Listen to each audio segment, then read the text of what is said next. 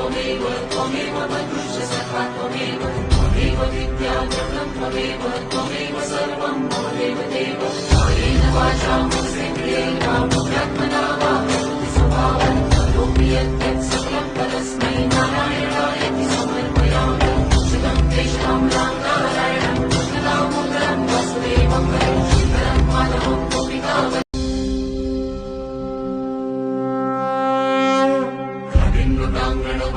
चरण डोळ्यांनी पाहिलं रूप तुझे प्रेमे आलिंगन आनंद पूजिन भावे वाळीन प्रणेनाथ त्वमेव माता च पिता त्वमेव त्वमेव बन्धुश्च सखा त्वमेव त्वमेव विद्या